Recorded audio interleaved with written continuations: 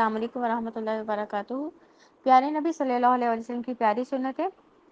آج ہم جو سنت پڑھیں گے وہ ہے نیند سے بیدار ہونے کی سنت ہے۔ نمبر 1، چہرے پر نیند کے آثار کو ہاتھ سے مٹانا۔ بخاری کی حدیث ہے، رسول اللہ صلی اللہ علیہ وسلم نیند سے بیدار ہو کر اٹھے تو نیند کے آثار ختم کرنے کے لیے چہرے پہ ہاتھ پھیرنے لگے۔ امام نووی اور حافظ ابن حجر رحمہ اللہ نے اس حدیث کے پیش نظر نیند سے بیدار ہونے کے بعد چہرے پہ ہاتھ پھیرنے کو مستحب قرار دیا ہے۔ تو اس لیے جب بھی ہم جاگیں تو ہمیں نیند کے آثار ختم کرنے کے لیے چہرے پہ ہاتھ پھیرنے چاہیے، اسپیشلی آنکھوں پر۔ نمبر 2، بیدار ہونے کی دعا۔ آپ صلی اللہ علیہ وسلم جب بھی نیند سے بیدار ہوتے تو یہ دعا پڑھتے۔ یہ بخاری میں حدیث ہے، الحمد للہ الذی احیانا بعد ما اماتنا والیہ النشور۔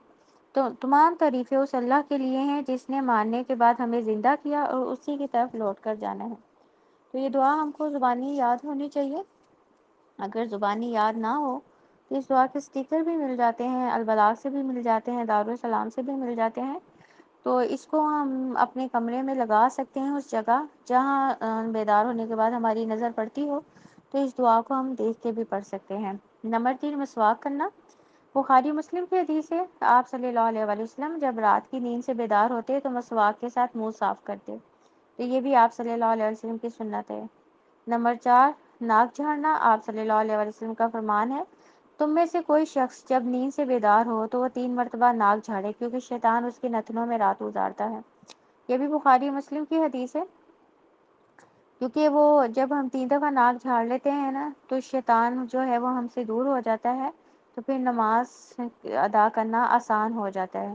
تو اس لیے جب بھی نیند سے بیدار ہوں تو ناک کو اچھی طرح جھاڑنا چاہیے۔ نمبر 5، دونوں ہاتھوں کو 3 مرتبہ دھونا چاہیے۔ یہ بھی بخاری مسلم کی حدیث ہے، آپ صلی اللہ علیہ وسلم نے فرمایا، تم میں سے کوئی شخص جب نیند سے بیدار ہو تو اس وقت تک اپنا ہاتھ برتن میں نہ ڈبوئے جب تک اسے 3 مرتبہ دھو نہ لے۔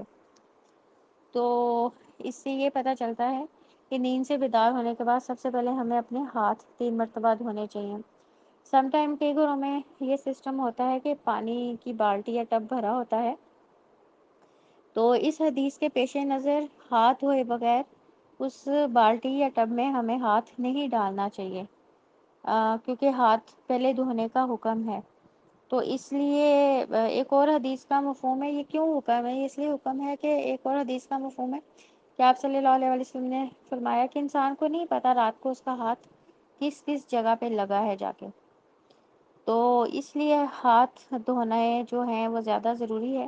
کیونکہ سم ٹائم یہ بھی ہوتا ہے کہ انسان کی اپنی شرمگاہ کو اس کا اپنا ہاتھ لگ جاتا ہے، تو وہ پھر ہاتھ گندا ہو جاتا ہے نا۔ اس لیے حکم ہے کہ جو پانی اگر کسی جگہ بھرا ہوا ہے تو ہم جب تک اپنے ہاتھ 3 دفعہ اچھی طرح دھو نہ لیں تو اس بھرے ہوئے پانی میں ہمیں اپنا ہاتھ جو ہے وہ ڈپ نہیں کرنا چاہیے۔ اگر کسی نے غسل بھی کرنا ہے تو اگر ہاتھ دھوئے بغیر وہ ڈالے گا پانی میں تو وہ سارا پانی جو ہے وہ ناپاک ہو جائے گا۔ تو یہ 5 سنتیں ہیں صبح بیدار ہونے کی۔